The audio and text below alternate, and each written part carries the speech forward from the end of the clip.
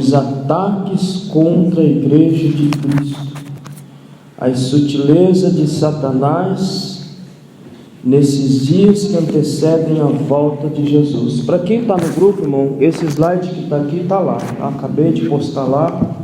Para quem quiser acompanhar, está lá. Quem tem a revistinha, acompanhe na revistinha. Quem não tem, acompanhe lá pelo slide que está lá, que é o resumo da lição de hoje. Os pontos que nós vamos ver aqui na lição está projetado lá no slide também. Sutileza da banalização da graça, ou seja, tornar a graça de Deus barata. Irmão, água aqui para mim, por favor. Esse é o tema de hoje. Como que as pessoas estão banalizando a graça? Como que as pessoas estão tornando a graça de Deus uma coisa totalmente sem graça, uma coisa totalmente banal. Irmãos, água para mim, por favor. Então vamos lá. Texto áureo está lá em Efésios capítulo 2 versículo 8, ali já diz assim: pois pela graça de Deus vocês são salvos por meio da fé. Isso não vem de vocês, mas é um presente dado por quem, meus irmãos? Deus. A salvação é um presente dado por Deus. O ser humano não tem mérito nisso. Existem dois termos que a teologia cunhou, de duas aulas da teologia. Um diz que é sinergista e outro diz que é monergismo. O monergismo é o ato em que Deus faz tudo. Deus planeja, executa e elege alguns seres humanos para a salvação e passa de largo por outros. Isso é monergismo, Deus faz tudo. Sinergismo é a ideia de que Deus planeja, executa, mas o homem decide se quer ou não a oferta da salvação. Amém, meus irmãos? Amém. Então isso se chama de sinergismo, uma cooperação entre duas partes. Mas mesmo que a gente entenda como monergismo ou sinergismo, todo projeto de salvação ele vem de Deus e somente de Deus. No homem não tem nada que o homem por si só diga eu quero Jesus. Não interessa se você é calvinista, se você é arminiano, não interessa. O ser humano por si só não aceita Jesus. Ou aceita? Não. Se não tiver a graça de Deus no ser humano, para começar a trabalhar na vida dele, para ele abrir o coração, para ele abrir a alma e dizer, eu preciso de Jesus, ninguém recebe Jesus. Isso ficou claro para os irmãos? Não interessa se você é calvinista, se você é arminiano, não interessa. Todo projeto de salvação começa com Deus e termina em Deus. E se nós entramos por essa porta aqui, é porque aquilo que a gente chama de graça preveniente, ou seja, antes de você entrar aqui, uma graça lhe alcançou lá fora, que já é o Espírito de Deus trabalhando em você lá fora, já trabalhando na sua mente, para você enxergar que você precisa de um Salvador. Aí você entrou aqui e só diz, olha, eu preciso de Jesus. Mas o Espírito já estava trabalhando em você antes de você entrar e receber Jesus na vida. Amém, meus irmãos? Amém. Eu sinto porque muitos irmãos estão deixando de vir e estão deixando de aprender a doutrina. Isso aqui é doutrina. Isso aqui é real. Isso é doutrina. Isso é doutrina. Não é saber que roupa que você vai vestir, qual o tamanho do seu cabelo, como é que você vai dormir, se vai dormir vestido, se vai dormir pelado. Isso não é doutrina. Doutrina é o que nós estamos aprendendo aqui todas as manhãs. Isto é doutrina. E hoje nós vamos aprender uma das doutrinas principais da fé cristã, que é a doutrina da graça, que muitos irmãos não conseguem compreender ainda. Então o que nós vamos estudar aqui ainda tem resquício em nossos dias. A ideia de que o homem tem que fazer alguma coisa para alcançar essa graça. E a gente não tem que fazer nada. Ele fez tudo por nós. Verdade prática, a graça de Deus não é barata. Foi barato, irmãos? Custou o quê? Custou uma vida humana. Uma vida humana santa que desceu do céu para salvar a gente aqui, que não precisava nem fazer isso. Foi muito caro para nós baratearmos como nós estamos barateando. A graça está sendo barateada muito facilmente. O sacrifício que foi feito na cruz do Calvário, nós estamos barateando a preço de banana podre. Não é nem a preço de banana, a preço de banana podre nós estamos barateando essa graça que foi dada por nós. Essa vida que foi dada por nós, esse sacrifício que foi dado por nós estamos barateando a preço de banana. Nós vamos ver. Ela requer o quê? Arrependimento, novo comportamento, ou seja, nova vida em Cristo. Então a graça de Deus não é barata. Ela requer que eu me arrependa, ela requer que eu tenha um novo comportamento. Resumindo, que eu tenha uma nova vida em Cristo. É isso que Ele veio fazer, para que nós tenhamos uma nova vida, e uma nova vida em Cristo Jesus. Quem tem nova vida em Cristo vive como? Vive em novidade de vida. Que novidade de vida é essa, meus irmãos? Que o apóstolo Paulo diz, que aquele que está em Cristo vive em novidade de vida. Que novidade é essa?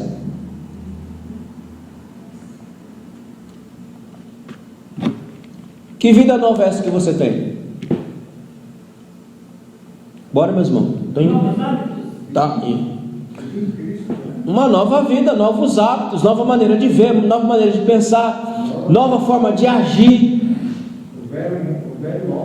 nova forma de encarar o Evangelho. Melhorando cada dia. Sempre melhorando. Nova vida é sempre melhorando. Nova vida que não há uma melhora constante não é nova vida, irmão. Não nasceu ainda. Nova vida é melhora constante. Qual é a sua comunhão com Deus hoje? Qual é a sua comunhão com Deus hoje? A minha, pastor, de adorar Ele. Não, responda para vocês mesmo. A sua comunhão hoje é a mesma que você tinha lá no início da sua crença? De jeito nenhum. Como você encarava a obra de Deus lá quando você aceitou, é a mesma?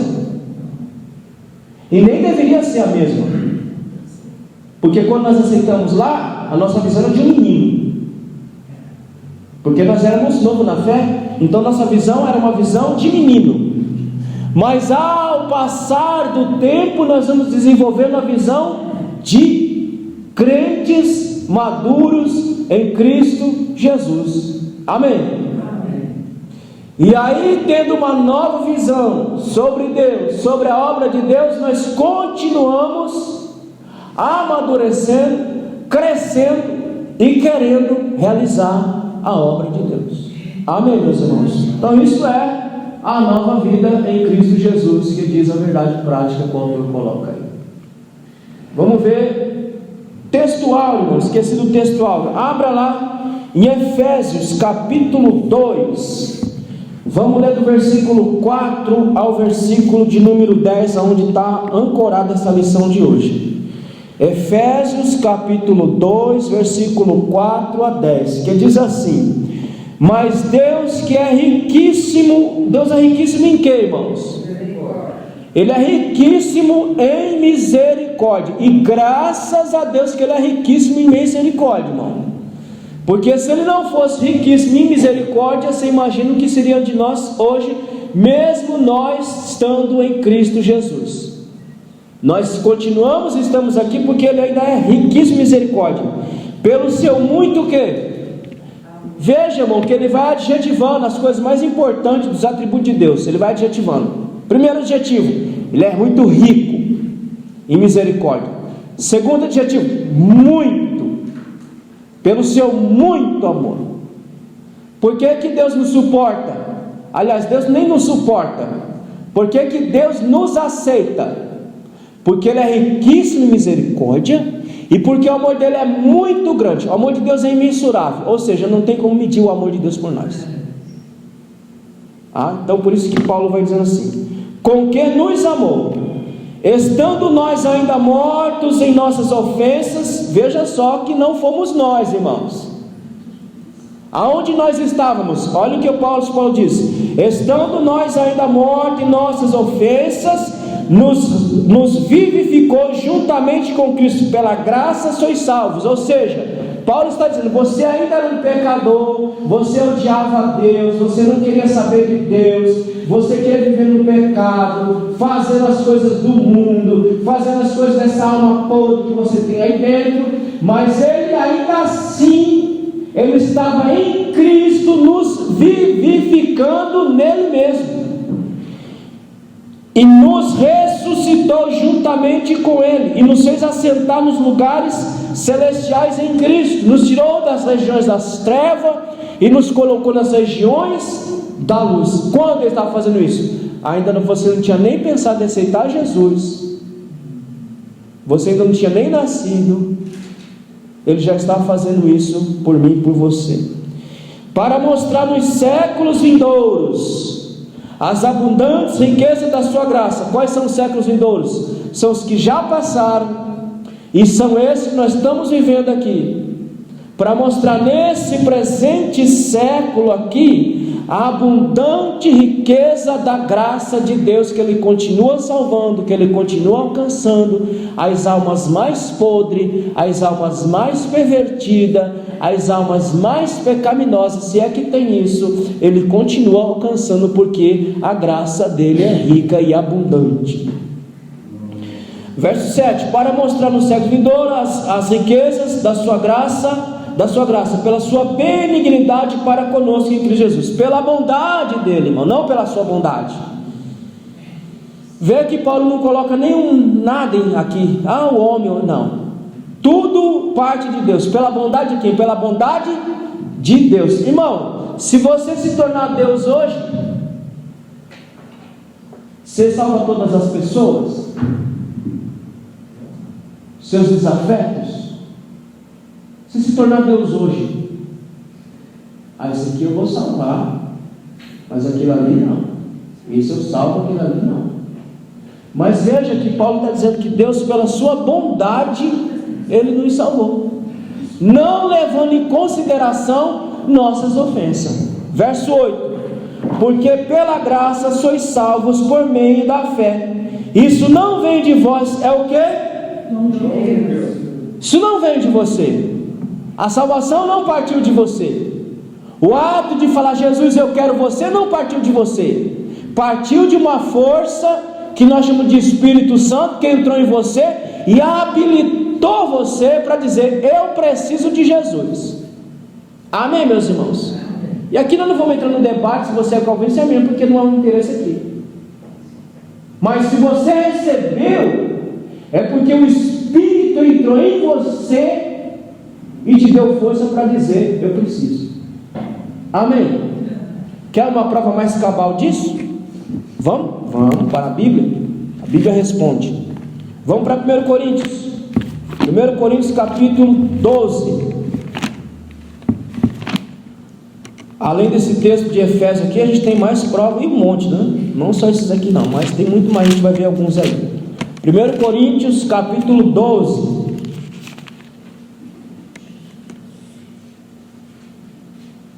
Olha o que diz o versículo 3. Lê para mim alguém. 1 Coríntios capítulo 12, versículo 3. Porquanto vos quero fazer compreender que ninguém que fala pelo Espírito de Deus diz: Jesus é anátema. E ninguém pode dizer que Jesus é o Senhor senão pelo Espírito Santo. Por que você diz que Jesus Cristo é Senhor de sua vida?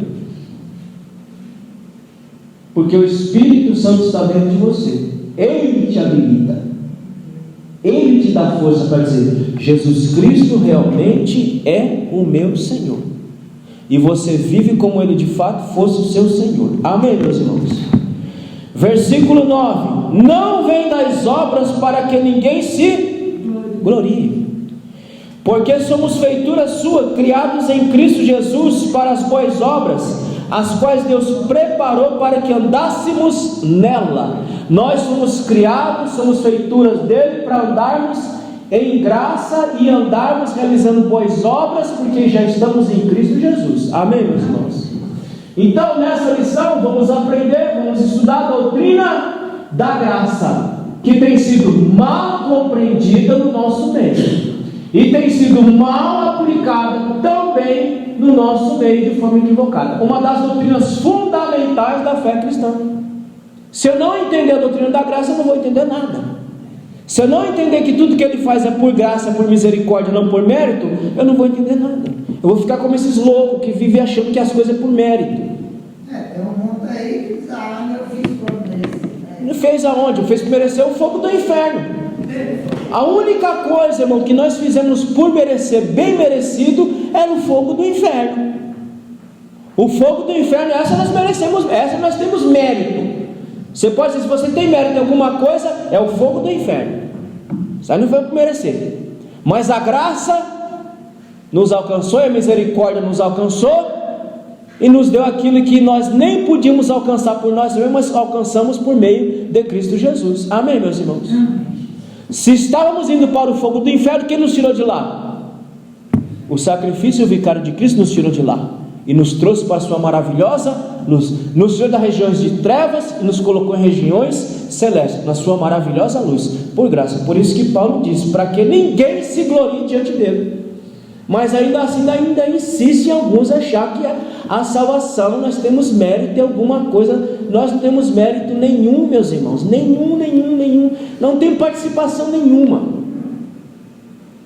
Nós vamos ver um texto aqui que vocês vão ver, vocês vão acabar crendo que nós não temos nenhuma participação mesmo. Não, deixa eu chegar aqui e nós vamos ver. Por partes iguais. Então lá, graça.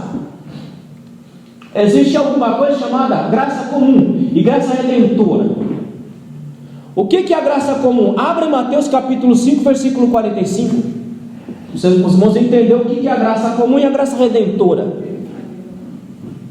Vamos, olha, irmão, venha, porque esse trimestre, esses 7 anos que foi mudada a grade curricular da CPAD, ela está muito boa. Para quem quer aprender a palavra, aprender doutrina, não perca. Mateus capítulo 5, versículo 45, o que diz aí? Para que sejais filhos de vosso Pai que está no céu, que faz que o seu sol se levante sobre os maus e bons, e a chuva desça sobre os justos e injustos. Isso é a graça comum. O sol nasce para todos, a chuva nasce para todos, a terra dá comida para todos, a tecnologia a beneficia a todos. Isso é a graça comum. É a ação de Deus no mundo para todos os homens. Olha aqui, ó.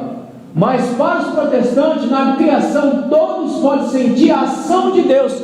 Todo ser humano pode sentir a ação de Deus. Hoje o tempo está úmido, né? Eu já olhei o tempo hoje está úmido. Só nós crentes estamos sentindo que o tempo está úmido? Toda a humanidade, todo o Brasil ou o estado de São Paulo, aonde o tempo estiver assim, está sentindo que o tempo está úmido. O tempo está frio. Só os crentes estão sentindo frio? Não. Todo ser humano está sentindo frio. Por quê? Essas coisas Deus faz para todos os homens. Graça comum. E a graça redentora? A graça redentora é ofertada para todos os homens, mas a aplicação da graça, ela é para aqueles que aceitam esta graça. Os irmãos entenderam, irmãos? Amém? Sim. A graça redentora ou a graça salvadora está ofertada para todos os homens. A aplicação dessa graça é só para aqueles que recebem esta graça. Mas a salvação é para todos os homens. Não tem essa, uma parte é salva, outra não. A salvação é dada para todos os homens. Agora, a aplicação dessa graça redentora é só para aqueles que aceitam essa graça. Vamos ver isso na Bíblia? Vamos, abre João. João capítulo 1.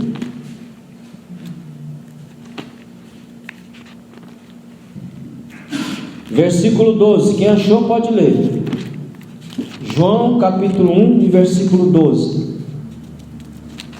Mas todos quantos receberam, deu-lhes o poder de serem filhos de Deus, aos que creem no seu nome. Mas a todos quanto receberam, deu-lhes o poder de serem chamados o quê? Filhos de Deus, de serem feitos filhos de Deus. Todos que recebem Jesus, recebem os benefícios da graça salvadora de Deus. Aqueles que não recebem, que não aceitam, não recebem os benefícios da graça de Deus. Os irmãos entenderam agora?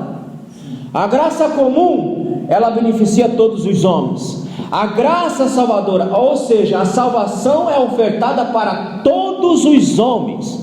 Agora, a aplicação dessa salvação é só para aqueles que recebem esta salvação. Então, todos os homens que receber, vão receber os benefícios da graça de Deus. A aplicação, mas a salvação está para todos. A graça comum, ela beneficia todos os homens indistintamente. Então, graça comum é uma coisa, graça redentora é outra coisa. Essa graça comum que controla o poder destrutivo do pecado. Por que você acha que o mundo se destruiu 10 vezes? Por que você acha que o mundo ainda continua aí, em pé? Com todas as guerras que aconteceu no mundo, e com todas as guerras que ainda acontecem no mundo. Por que o mundo não se arrebenta? Porque a graça de Deus controla o ímpeto satânico do ser humano de se autodestruir. Se não é Deus para controlar, nós teríamos já acabado com isso aqui 300 vezes. Mas como a graça de Deus, ela controla esse ímpeto destrutivo do homem, nós ainda continuamos aqui.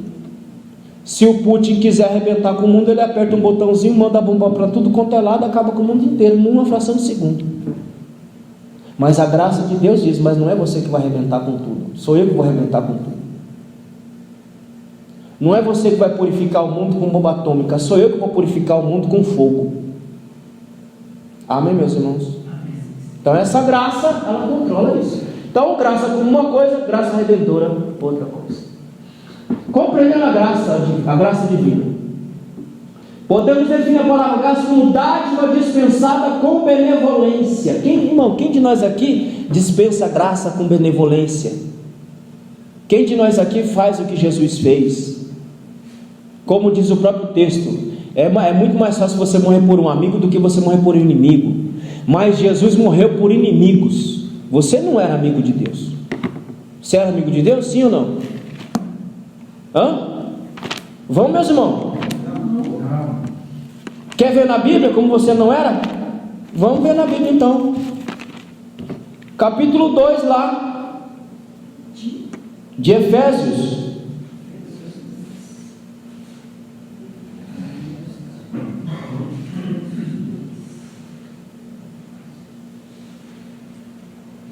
Olha lá.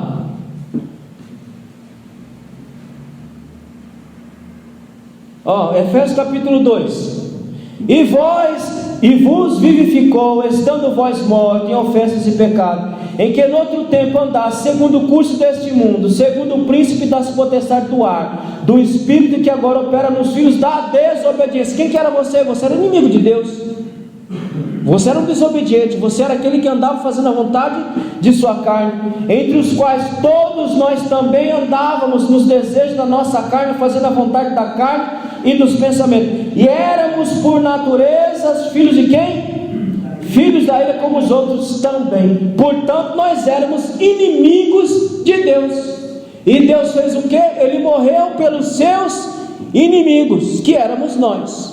E a sua graça alcançou os inimigos que nós éramos, para nos tornar hoje amigo de Deus. Amém, meus irmãos?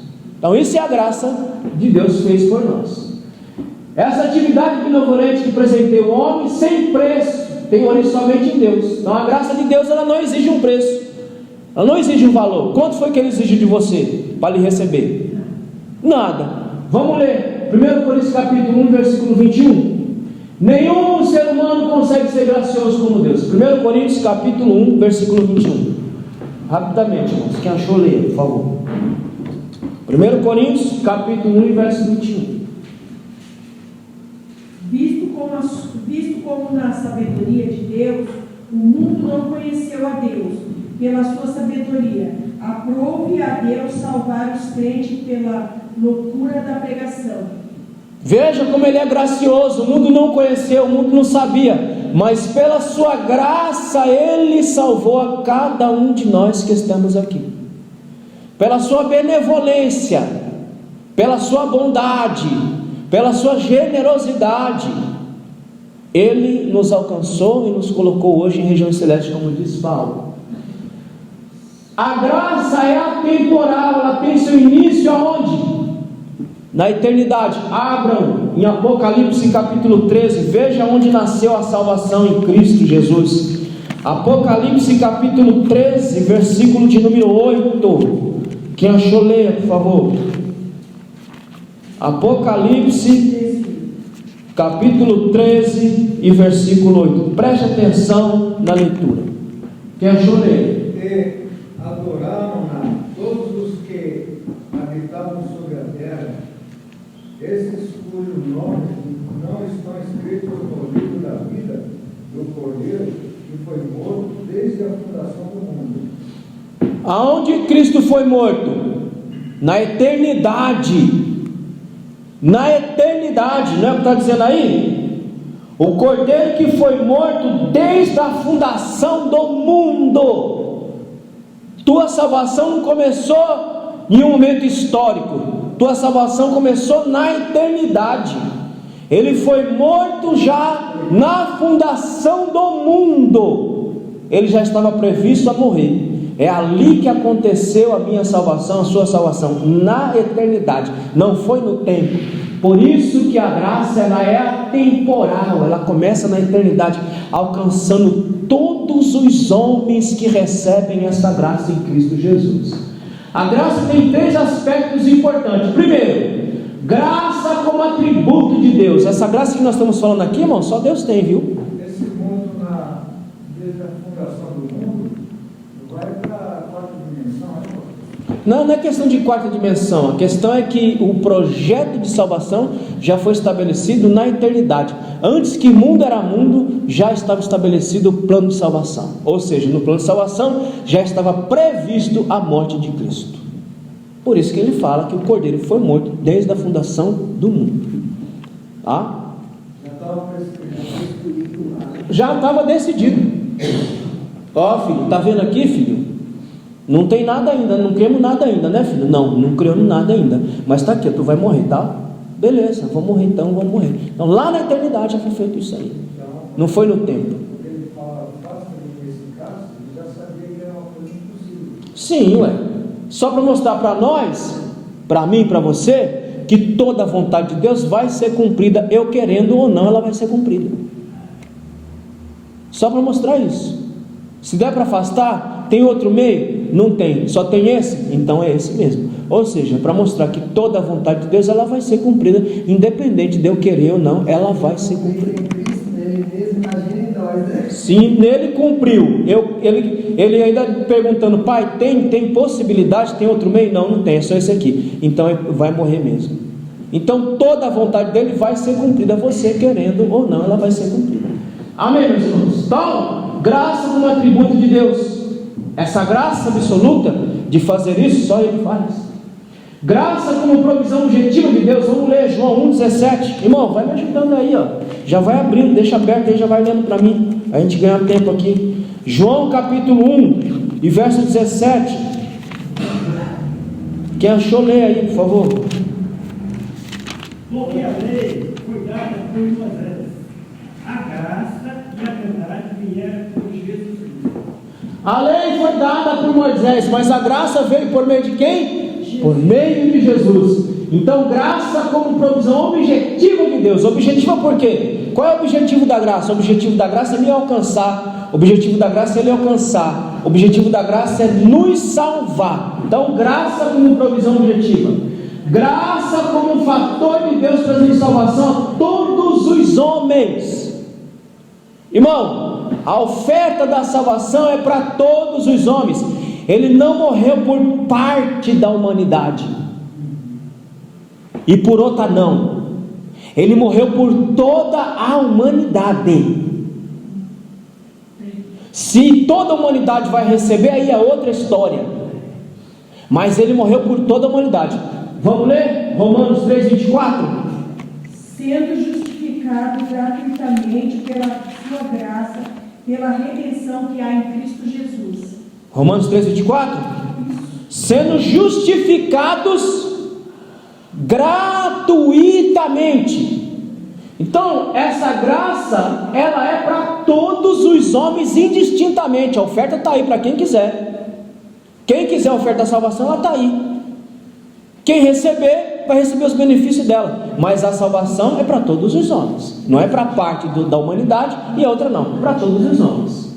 É a graça que inicia a salvação, promovendo, aperfeiçoando e consumando-a. Quem disse isso? Jacó Armínio. Então, a graça, ela inicia, ela promove, ela aperfeiçoa e ela consuma. Ele iniciou o plano, ele executa o plano, ele aperfeiçoa o plano e ele consuma o plano quando nós somos glorificados. Qual é o último estágio do plano de salvação? A glorificação dos crentes. O que é a glorificação dos crentes? Quando Jesus vier, nós vamos ser arrebatados, vamos ter nossos corpos transformados. Isto que é corruptível se revestirá de incorruptibilidade. É o que diz Paulo em 1 Coríntios capítulo 15. É o último estágio do plano, a glorificação. Por isso que diz que ele consuma esse projeto. Então, a graça, ela é divina porque ela tem origem divina. Tudo bem, meus irmãos? Estão entendendo? Bom, quem não entender depois pega lá e ouça lá com tranquilidade e vai comendo devagarinho. Vamos lá, ponto 2. Graça no contexto bíblico. Necessidade da graça. Por que necessitamos da graça de Deus, meus irmãos? Vamos ver. A queda ocorreu por dar-nos vazão à tentação e não coação. Lá no Éden não fomos coagidos. Ou seja, houve uma pressão para que nós caíssemos. Vamos ver. Abre lá, Gênesis 3:6. Então a queda não foi coerção. Foi um ceder da tentação, é diferente. Não fomos obrigados a cairmos. Nós somos tentados e caímos na tentação. Gênesis 3:6, o que diz aí? E vendo a mulher que aquela árvore era boa para comer, que agradável aos olhos, que árvore desejável para dar entendimento, tomou do seu fruto e comeu, e deu também a seu marido, e ele comeu com ela. Tá. Já abre no próximo texto aqui, ó. Fica aí no Gênesis 3:17, assim, outro, abre aqui para mim Romanos 5:12. Então a graça não foi uma coação, a tentação, a queda não foi coação, não foi coercitiva. O que é alguma coisa coercitiva? Quando você é obrigado a fazer. Ela foi obrigada a fazer aí? Não. O bicho falou, ó, tem aí esse fruto aí, ó. Isso aí de se comer você vai ficar igual a ele. Pega e come aí. Não, ele não obrigou. Ele tentou e ela cedeu à tentação. Então a queda não foi uma coerção. A queda foi o ceder da tentação. E todos nós estávamos ali, viu, irmão? A igreja nos divina está proibida de falar o pecado de Adão e Eva. Está proibido. Por quê? Eles eram representantes da humanidade. Se eles caíram, se a salvação entrou por um, e a salvação não veio dentro do que Paulo diz, por um homem o pecado entrou, por um homem a salvação também entrou a todos os homens. Então, se a salvação é para todos os homens, o pecado também foi cometido por todos os homens. Não é o que Paulo diz, que todos pecaram? Ele não diz o pecado de Adão e Eva lá, não, ele diz que todos pecaram. Todos nós pecamos lá no ato de comer, todos nós comemos junto com eles ali. Amém, meus irmãos? Então aqui não tem esse negócio não, pecado de Adão, não, pecado de Adão e Eva, o que eu tenho a ver? Você tem tudo a ver, ué. Contaminou todo. O ato que nós cometemos lá, contaminou toda a humanidade. Então é o pecado da humanidade, não é o pecado de Adão e Eva, é o pecado da humanidade. Então não foi uma coerção, foi o ceder da tentação. O homem era moralmente livre para fazer uma escolha. Verso 17 do capítulo 13 de Gênesis, o que diz? E Adão disse, porquanto deste ouvido a voz da tua mulher, e comeste da árvore, porque ordenei, dizendo, não comerás, comerás dela, maldita é a terra por causa de ti, com dor comerás dela todos os dias da tua vida. O homem comeu porque quis. Era moralmente livre para dizer sim ou não. Tinha todas as condições, nós não temos hoje. Mas lá no Éden, tínhamos todas as condições de falar não para aquela tentação. Mas nós livremente cedemos e comemos daquele fruto que estava ali. E hoje estamos na situação que está. Então foi um ato livre. E a gente continua achando sempre um culpado, como a Eva achou. O estigma não passou, né? E Adão culpou a Eva. Então o método continua o mesmo. Ou não, o fracasso não é meu. Eu fracassei por culpa do outro. Eu fiz isso por culpa do outro. Eu sou assim por culpa do outro. Não, você é do jeito que você está por sua própria culpa. Ninguém tem culpa da situação, do estado de ninguém. E agora pode ser salvo aceitando a Cristo, né, Luiz? Você prefere ficar na maldição. Então, ele só Deus. Romanos 5,12, meus irmãos, o que diz aí? Pelo como por um homem entrou o pecado no mundo, e pelo pecado a morte, assim também a morte passou a todos os homens. Por isso é que todos pecaram. Aí, tá vendo aí? Por um homem o pecado entrou no mundo. Todos os homens pecaram em Adão. E a salvação a salvação não vem para todos os homens. Quando Cristo veio salvar, não salvou todos os homens. A salvação não é para todos os homens. O pecado também foi cometido por todos os homens. Amém, meus irmãos? Certo? Tranquilo aí? Uma vez em queda, o homem não tem como dar resposta ou realizar, fazer o bem espiritual. Você não tem condição, irmão. Se o espírito sair de você, o que você vai fazer? Você vai voltar para a mesma miséria onde você estava. Você vai fazer as mesmas coisas. E diz a Bíblia, Jesus disse que quando a casa é adornada, quando a casa é limpa, sai um demônio. Você tinha um demônio dentro de você. Você tinha um demônio que estava lá dentro de você. É o que diz a Bíblia, não sou eu, a Bíblia. Ela diz que você tinha um demônio que estava morando dentro de você. Quando você vem para Cristo, o que Jesus faz? Jesus amarra o homem valente, tira o homem valente e joga ele para fora. Sua casa fica limpa e adornada. A casa ficando limpa e adornada, quem que entra aí dentro dessa casa limpa? O Espírito Santo. Se o Espírito Santo sair de você, o que acontece? Segundo a Bíblia, aquele que saiu e fica em lugares áridos, quando há o primeiro tropeço, ele não só vem aquele, como vem outros. Pior. Pronto. Sai aquele demônio lá que estava em você. Aí você sai da graça, volta aí e vem mais 7. Aí você fica cheio de demônio. Aí você fica um demônio poderoso. Aí ele chega aí, olha a casa limpinha, bonitinha, sabe do agora, não quero isso pra mim não. Ele fala assim, ó. Eu sozinho não dei conta desse desgraçado. Não dei conta desse desgraçado sozinho. Tá limpa? Agora, rapaziada, vamos entrar comigo lá e vamos fazer a miséria. Irmão, por isso que você vê crente que sai de Jesus, quando você olha, você fala: eu não acredito que eu estou vendo essa pessoa dessa estado. Por quê? Porque o demônio que estava lá saiu e falou assim: ó, ele está ali, mas esse desgraçado eu não dei conta sozinho. Aí pega mais 7 companheiros e diz: vamos entrar nesse desgraçado, vamos desgraçar a vida dele mais ainda. Aí você vê a situação da pessoa.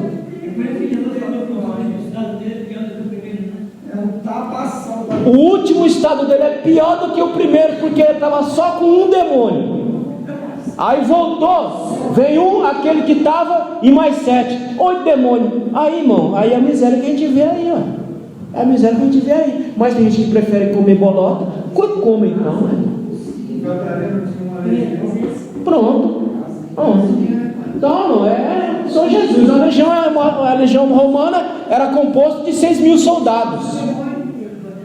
Você imagine 6.000 demônios dentro de uma pessoa. A queda produziu consequências para toda a humanidade. Nós acabamos de ler.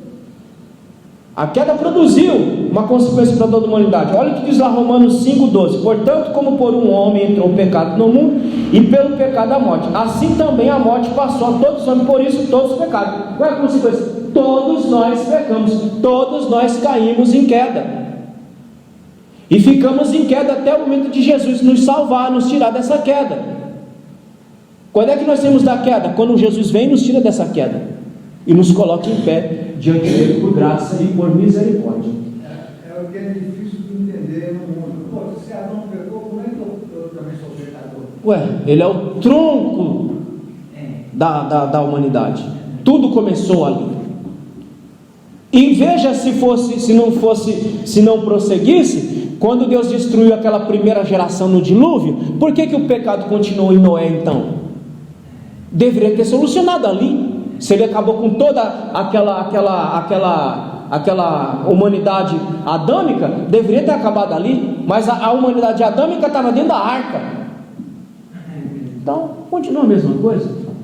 Diante da queda, Deus impõe sua justiça. Então, irmãos, pecou, tem uma penalidade aí, porque Deus é um amor justo.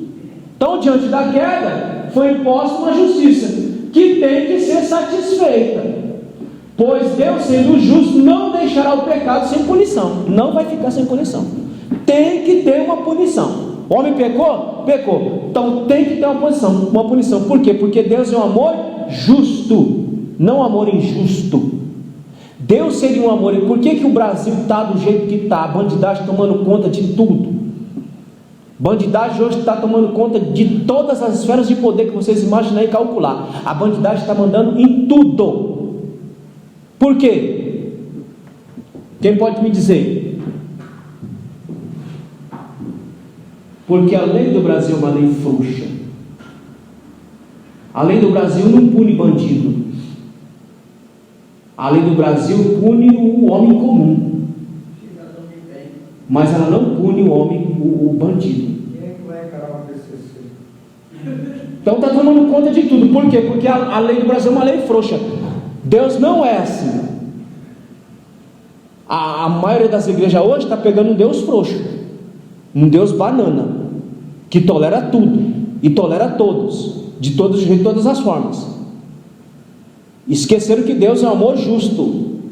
O pecado tem que ter uma punição, mas como Ele é gracioso, Ele provê o meio. Vamos ver. Eita,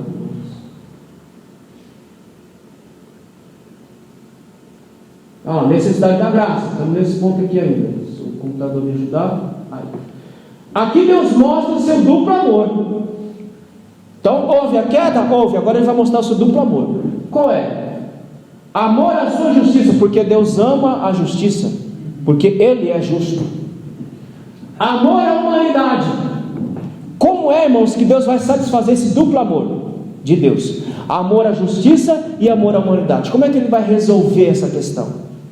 Ele vai ser justo consigo mesmo, porque o pecado tem que ter uma punição, mas Ele também tem que continuar amando a humanidade. Como é que Ele vai satisfazer esse amor duplo? Esse amor à justiça e esse amor à humanidade. Está aqui, a solução. Vamos abrir em 1 Timóteo capítulo 2, versículo 5 e João 3, aqui a gente conhece de cor. Vamos ler aqui, 1 Timóteo capítulo 2, versículo 5.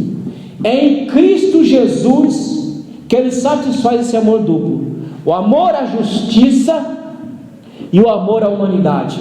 Qual que é a penalidade do pecado? A morte. Olha aí, Ele puniu Cristo para beneficiar os homens. No amor justo de Deus, Ele cumpriu a sentença da penalidade da morte. Cristo morreu em meu lugar, em seu lugar, e Deus continua amando a humanidade, ofertando o seu próprio filho. É como um juiz, irmãos. Vamos pensar aqui num juiz. No juiz, ele pega o seu filho lá numa infração, e agora ele mesmo tem que julgar o seu filho. Ele vai dar sentença. Qual que é a sentença para o filho? Morte. Cumpriu a justiça. O que ele faz? Você não vai morrer não, filho. eu vou morrer no seu lugar. Ele cumpriu a justiça e continuou amando o Filho. Os irmãos entenderam? Amém? Diz a história, um menininho, numa escola qualquer, e as crianças chegavam e colocavam as lancheirinhas tudo no lugar, né? Tudo no lugar, as lancheirinhas. E esse menino pobrezinho não tinha dinheiro para comprar provisão para comer. E um dia esse menino estava com muita fome, ele foi lá e surrupiou um lanche. Aí todo mundo voltou, o pessoal pegar lá a lancheira, teve um, o meu lanche sumiu. Aí o professor pegou logo uma vara e já perguntou logo, quem foi que comeu esse lanche desse menino? E o menino envergonhado falou, fui eu, professor. E o menino estava indo para frente para tomar uma sarrafada, porque a lei era daquele jeito, quando de repente o menino mais forte chegou e falou, professor, pode deixar ele, eu vou apanhar no lugar dele. Foi o que Jesus fez por mim e por você. Essa palavra, pai, eles não vão aguentar. Eles não vão suportar. Pode deixar que eu tome a palavra por eles. Então Deus, ele satisfazeu o seu amor à justiça e o seu amor à humanidade em Cristo Jesus. O que é que diz aí, 1 Timóteo, capítulo 2, versículo 5? Porque há só um Deus e um só mediador entre Deus e os homens, Jesus Cristo, homem. Então a solução de Deus foi quem? Jesus Cristo. Filho, você vai satisfazer esse duplo amor. O meu amor à justiça e o meu amor à humanidade. Em você eu vou punir o pecado, mas eu vou também amar essa humanidade. Foi isso que ele fez. Aí, irmão, isso nos coloca a pensar se vale a pena nós trocarmos Jesus a preço de banana podre. Se vale a pena nós virarmos as costas. Se vale a pena nós deixarmos de fazer a vontade de Deus. Vale a pena? Eu acho que não. Eu acho que vale a pena continuar servindo e fazendo a obra de Deus. Eu coloquei uma coisa essa semana, irmãos, lá no status. Quem leu, leu. Quem não leu, vai ler mais, porque ele some 24 horas e também não vou ficar lembrando. Mas eu coloquei lá o seguinte: você já viu, tem gente que é engraçado, né? Eu estou com 30 e poucos anos de evangelho, completei agora, mês passado, acho que 31 anos, 31 anos. E eu fico só vendo os irmãos, irmão, vamos fazer a obra de Deus. Não, irmão, vamos mesmo. Olha, fica tranquilo. Quando eu me aposentar, eu vou fazer. Quando eu me aposentar, aí a pessoa se aposenta, o que a pessoa vai fazer?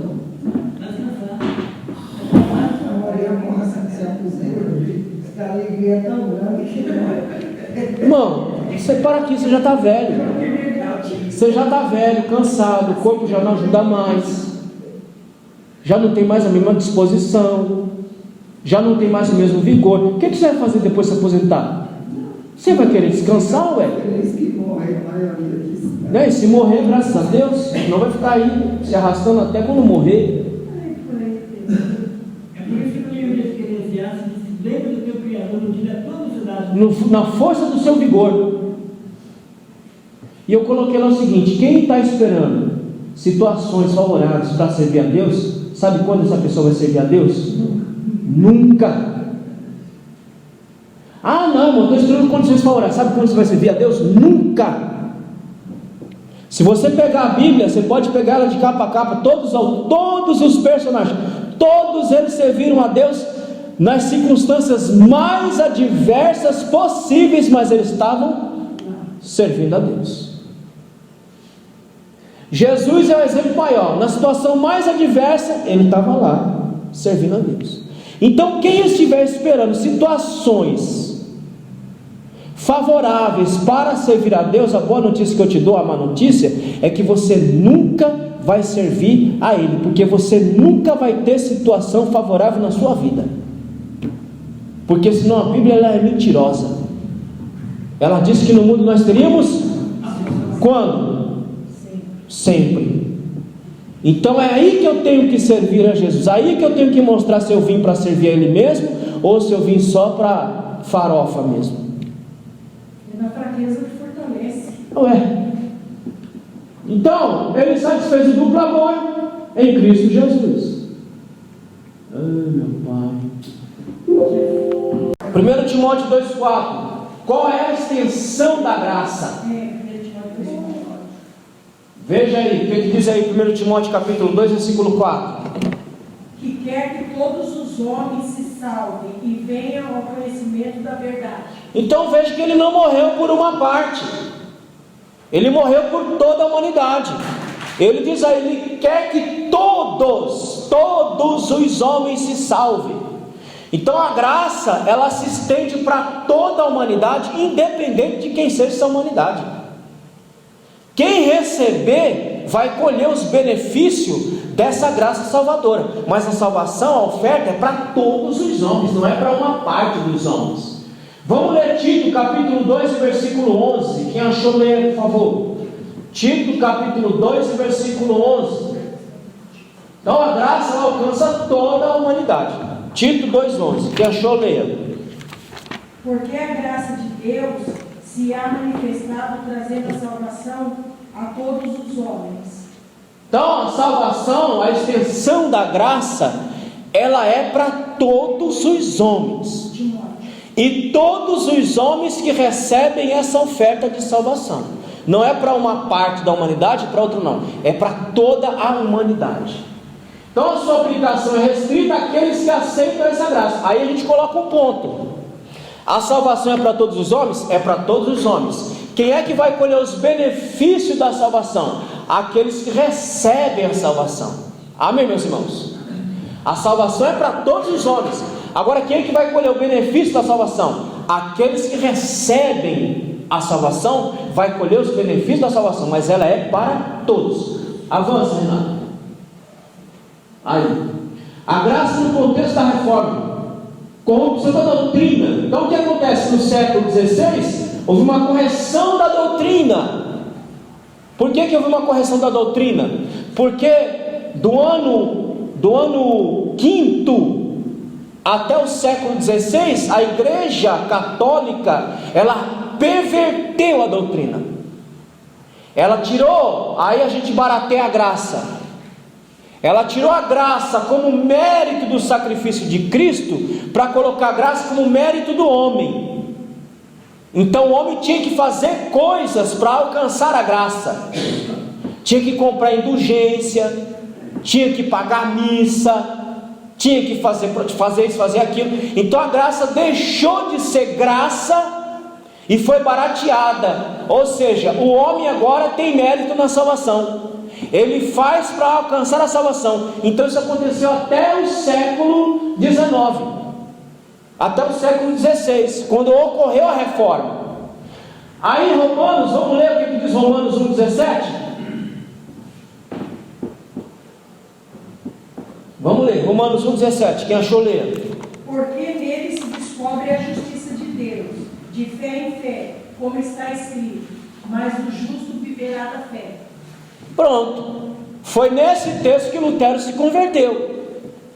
Lutero entendeu que o justo não viverá de suas obras meritórias, o justo viverá da fé em Cristo Jesus. Os méritos da salvação estão todinho em Cristo e não no homem.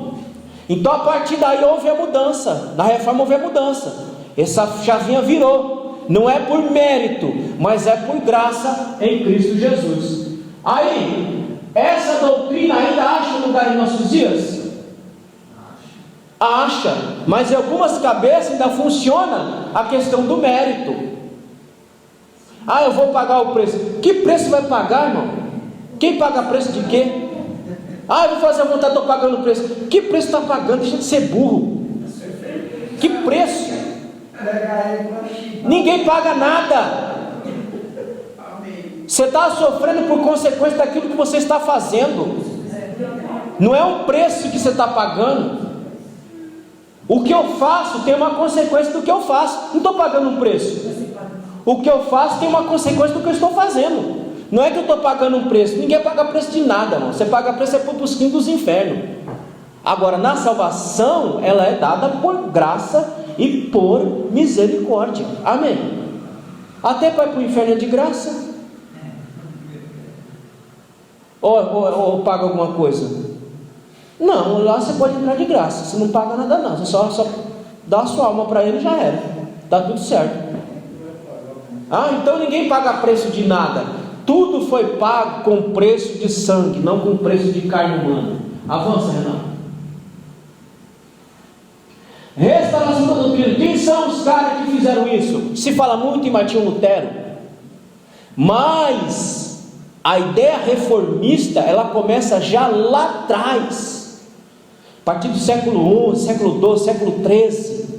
E aí surgem esses dois homens aqui, John Wycliffe e John Hus, ambos combatendo as doutrinas, não vou explicar agora que não dá tempo, as doutrinas perversas da igreja, principalmente a questão da salvação por mérito. Então, John Wycliffe, os dois aqui tiveram mortes horrendas. Eles já falavam sobre isso, eles já combatiam os desvios doutrinários da igreja católica. Ambos foram perseguidos por isso, ambos deram sua vida por essa causa. E aí a gente chega em Lutero, e Lutero já pega uma voz que já vem lá de trás. Isso começa lá atrás, não começou no século XVI, já vem lá de trás. E Lutero só pega o gancho, e ali com a ajuda de Deus e de alguns reis, ele consegue fazer tudo o que ele fez. E aí a salvação, ela retornou ao seu lugar de destaque. Ou seja, a salvação é pela graça de Jesus Cristo e não pelo mérito humano. Amém? Avança, Renato. Aí Lutero, pode avançar.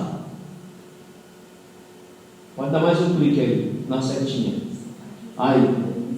A graça no contexto contemporâneo. No nosso período, irmãos, como é que está a graça hoje? Esse texto que eu vou ler a vocês é de um homem chamado Dietrich Bonhoeffer. Dietrich Bonhoeffer é um pastor alemão. Não é pastor alemão um cachorro não, viu, irmão? Pastor alemão, porque ele era alemão. E quando Hitler ascendeu ao poder, você sabe que Hitler nem alemão era, né? Ele é austríaco, nem alemão era. Quando ele ascendeu ao poder, Bonhoeffer estava na América. E alguém tentou persuadi-lo de ele continuar na América. Ele disse: não, eu tenho que ir embora, eu preciso ir para a Alemanha porque eu tenho um rebanho para cuidar lá. E ele voltou para a Alemanha. Por não concordar com o regime nazista, ele foi preso, ele morreu preso. Só que antes de morrer ele escreveu algumas coisas, e uma das coisas que ele deixou escrita foi essa questão da graça barata. Isso nós estamos vendo aqui, irmão, nós estamos vendo isso aqui no século XX, século passado ele escreveu isso aqui, 1900 e alguma coisinha, 1942, 43, por aí ele escreveu isso aí. Olha a atualidade do que ele escreveu, continua nos nossos dias. Olha o que ele diz: uma fé abstrata, legalista, desencarnada do verdadeiro compromisso e da transformação que Jesus exige como o coração do reino de Deus para os seus seguidores. Não é uma fé calcada em Cristo, é uma fé calcada no próprio homem. É uma fé em que o homem faz quando ele quer, é uma fé que ele serve quando ele quer, é uma fé em que hoje na lista de prioridade Deus está em último, nós estamos dando resto, irmãos. Bonhoeffer, ele vai alertar, nós estamos dando restos. Estamos dando restos para Deus, resto da nossa vida, resto da nossa adoração, resto da nossa oração. Nós estamos dando resto. Ou seja, se eu tiver tempo eu dou. Mas é isso que Jesus pede. O que Deus pede? Ele pede a primícia. Irmão, não, eu vou fazer a obra de Deus. Irmão, o que te custa fazer a obra de Deus? O que te custa? Para mim não me custa nada não, porque eu não estou dando o melhor mesmo. Então quando eu não dou o melhor, não custa nada. Mas a primícia é sempre mais custoso. Amém ou não amém? Quando tu recebe o teu salário lá, você tira o que? A primícia. É sempre mais custoso. Então, o que nós estamos dando para ele? Nós estamos dando para ele a primícia da nossa vida? Ou nós estamos dando a sobra de nossa vida? O que o Bonhoeffer estava dizendo. O que a Bíblia está falando é o que Bonhoeffer está dizendo. Se nós dermos o resto da nossa vida, nós estamos barateando a graça. Estamos dizendo, a graça não vale nada. O sacrifício não vale nada. Tanto não vale nada que eu vou dar qualquer coisa. Porque não vale nada. Uma fé que não toca a alma, nem a consciência. É essa fé que nós estamos vendo, irmão. Uma fé que não toca a alma. Não toca a minha cabeça. Não toca a minha consciência. Qual é a consciência de reino que você tem? Qual é a consciência de servo que você tem? Porque todo mundo quer ser servo. Até a página 2. Todo mundo quer ser servo até a página 2. Até o ponto que isso não me custe absolutamente nada na minha vida. Se isso não me custar nada, eu sou servo. Agora, se isso me custar alguma coisa, então eu paro aqui. O povo barateou tanto a graça, que o povo acha que para servir a Deus tem que ter facilidade, tem que ter condições favoráveis. Eu não sei aonde é que aprenderam isso. Não foi comigo aqui. Isso eu tenho certeza. A fé exige o meu melhor. Ela exige o meu melhor. Ela exige o seu melhor. Essa é a fé verdadeira. Essa é a fé que o Bonhoeffer está dizendo. É uma fé que toca a alma. É uma fé que toca a consciência. Um cristianismo sem Cristo e sem cruz é uma fé estéril. É o que estamos vendo. Uma fé sem Cristo, irmãos. Uma fé que Cristo não é o centro mais. São persuadidos por homens espertos que dizem: dá e desce e você vai receber sempre. Pronto, é o que o Bonhoeffer vai dizer aí. É uma fé que foi barateada. É uma fé que nós estamos tirando tudo. Não queremos dar nada mais para Deus. O que é que nós damos para Deus, irmãos? Nós damos muita desculpa. É uma desculpa em cima da outra. Eu nunca vi igual. Ninguém quer sacrificar nada. Ninguém quer sacrificar nada. Ninguém quer sacrificar tempo. Ninguém quer sacrificar o seu bem-estar. Ninguém quer sacrificar suas finanças. Ninguém quer sacrificar seu tempo. Onde é que está esse povo? Por exemplo, aqui dá uma certa quantia para o Senhor, e quando não recebe, a gente fica aborrecido. A gente não entende que o Senhor evitou a doença, evitou um mal maior, a gente ia gastar muito mais do que isso. Graça barata. Não vem em dinheiro, mas vem em bênção. Graça barata.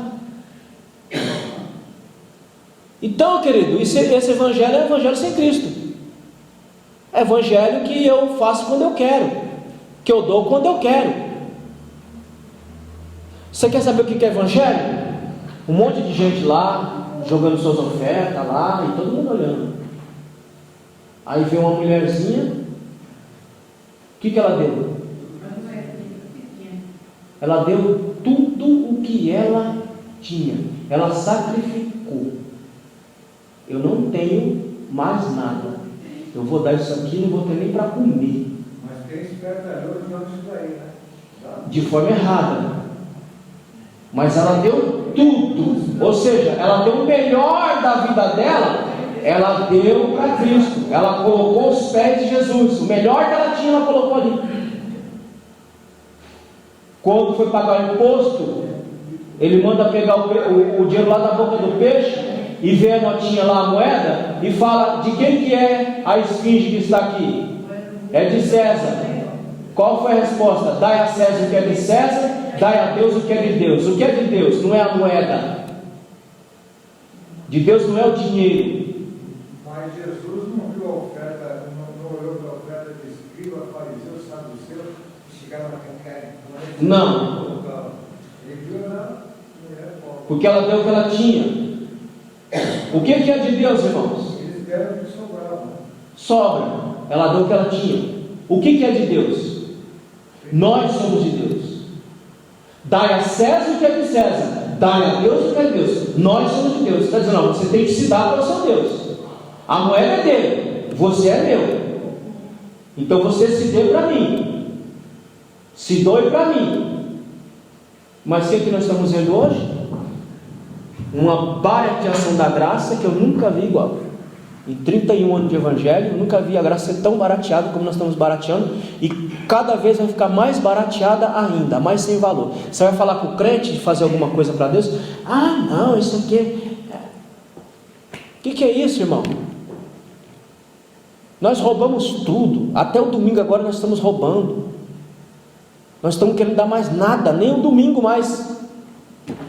Até o domingo que nós deveríamos dar alguma coisa, até isso nós estamos tirando, nós estamos roubando. Porque estamos barateando a graça. Ah, não, Jesus entende, Jesus entende. Entende o que, irmão? Você está enganado na cor da chita, a cor da vida. Cristianismo sem cruz é inútil e vazio. Por quê? Ao final não é sustentável. Aí isso Bonhoeffer chamou de a graça barata. Vai, Renato. Em cristianismo sem Cristo, graça barata. Graça barata é a pregação do perdão sem arrependimento. Não é o que estamos vendo hoje? Pode vir. Ah, fica tranquilo. Jesus aceita tudo. Seu relaxamento, sua safadeza, sua pilantragem, pode vir. Não precisa se arrepender de nada, não. Pode vir que Jesus está aceitando tudo, de baseado. É o batismo sem disciplina de uma congregação. Não, igreja eu vou quando eu quiser. Culto, eu vou quando eu quiser. Lá, eu apareço quando eu quiser. Como é que nós chamamos isso, irmão? Graça barata. Quando as coisas elementares da fé cristã deixou de ser importante para mim, a graça para mim vale menos que uma banana podre. Quando eu chegar à conclusão que vir à igreja é inútil, irmão, olha, faz o seguinte: volta lá para o mundão, vai servir o capeta lá, e depois quando você se acordar, você venha. Você não aguentar mais as cacetadas. Aí você venha, para você aprender a valorizar a casa do Pai, para você aprender a valorizar o culto, para você aprender a valorizar a oração, aprender a valorizar esse minuto que a gente passa aqui aprendendo a Bíblia. Que quando eu achar que tudo isso aqui, irmão, não tem sentido mais, não tem tanta necessidade mais, é porque eu já barateei a graça de Jesus. É a ceia do Senhor sem confissão dos pecados, irmão. Santa Ceia, o que é Santa Ceia para nós hoje? Parece que virou uma coisa qualquer. Tem crentes aqui, da nossa igreja aqui, que vem de mês em mês. O que é isso, irmão? Isso não é baratear a graça? Isso não é achar a graça que não vale R$1?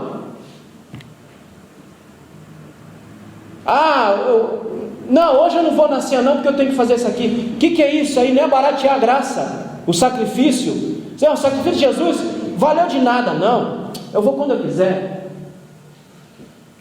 A graça barata é a graça sem discipulado. Ou seja, evangelizar, besteira. Graça sem cruz, graça sem Jesus, Cristo vivo, encarnado. Isso é baratear a graça. Não deixo de considerar isso tudo importante da minha vida. Eu baratei a graça. Avança, Renato. A fé se torna barata quando é oferecida como um produto de consumo para satisfazer as massas. Olha, irmão, ele falou isso em 1940, ela vai molinha. O que é a fé? A fé é moeda de troca. Tem gente servindo a Jesus por isso. Eu faço e o Senhor me dá. Eu faço e em troca, se o Senhor me der isso aqui em troca. Se o Senhor não me der isso aqui em troca, eu não faço. Isso não é baratear a graça.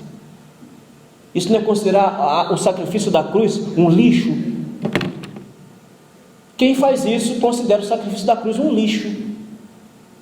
Eu faço, se o Senhor me der, você está trocando. Moeda de consumo, como dizia Cristo Bonhoeffer.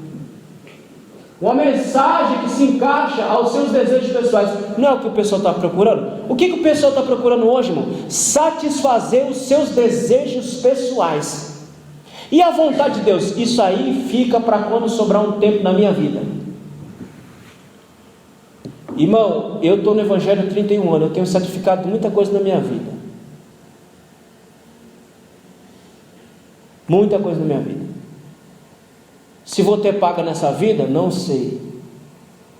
Mas se eu tiver a minha paga para eu entrar na eternidade, já está de bom tamanho, não precisa de mais nada. Porque, irmão, servir evangelho sem sacrifício, meu irmão, você está no evangelho errado. É o evangelho errado. O evangelho de Jesus Cristo, ele sempre vai exigir algo a mais de nós, sempre. Se você ler a Bíblia, você sempre vai ver uma exigência de algo a mais. Esse servir que eu não tenho eu não dou esse algo a mais, irmãos, é baratear a graça. Porque quem vai servir a Jesus de fato e de verdade, sempre vai ter que dar algo a mais para dizer que serve a Ele de fato e de verdade. Quando é oferecida como espetáculo para um público que deseja que se adoce os ouvidos, olha, irmão, você ouvir Bíblia, ouvir só a palavra está incomodando muita gente. Incomoda ouvir só a Bíblia, porque ouvir só a Bíblia, você não vai ouvir o que você quer, você vai ouvir o que você não quer. Aliás, a Bíblia nunca vai falar o que você quer, ela sempre vai falar o que você não quer ouvir e o que você precisa ouvir. Mas tem gente querendo palavras doces, né? Palavras boas. Eu tenho palavras boas, estão aqui, está na Bíblia. Todas as palavras boas estão na palavra de Deus, do jeito que ela é, não floreada, não adocicada, mas do jeito que ela é. Uma fé para um público que deseja que adoce seus ouvidos e se promete estabilidade para o seu status quo. Ou seja, irmão, você vai ter uma vida boa. Aonde, irmão? Quem que vai ter vida boa? Sempre vai ter uma coisa na sua vida para lhe perturbar, para tirar o seu sossego, sua tranquilidade. É assim que é. Avança, Renato. Valor da graça. Foi pago um alto preço, a gente já viu. Esse valor foi pago por outra pessoa, e seu preço foi pago de uma única só vez. É essa a ideia que o verbo comprar indica. Ou seja, 1 Coríntios capítulo 7, versículo 23, que ele comprou, foi um valor alto, e ele nos comprou de uma única só vez, de um único só sacrifício foi que ele nos comprou e nos colocou em regiões celestes. E ele espera que nós também o sirvamos de uma única só vez para a glória de Deus. Amém. Nenhum mérito ou participação humana nesse processo salvífico, foi por pura graça de Deus ao nosso favor. Avança, irmão. Então o valor, Renato, o valor da graça é muito grande. Conclusão, foi por pura graça que você está aqui hoje, ouvindo e aprendendo a palavra de Deus. Foi por pura graça. Não foi por mérito seu, não foi por merecimento seu, foi por graça sobre graça que você está aqui hoje. Nela recebemos iluminação. É a graça de Deus que iluminou sua mente para você compreender o Evangelho, ver o Evangelho da forma que deve ser vivido. Participamos do poder do Espírito Santo. Foi a graça que colocou o poder do Espírito Santo em você, para você ser crente em Cristo Jesus. Provamos a bondade da palavra de Deus, ou seja, tudo aquilo que nós aprendemos da palavra, tudo que aprendemos da palavra é bom para a nossa vida, para o nosso proveito, para nós nos caminharmos para a glória celeste. Quarto, experimentamos as maravilhas da era do porvir. Quando ele raiar, nós vamos experimentar tudo aquilo que ele tem prometido para nós na sua bendita e poderosa palavra.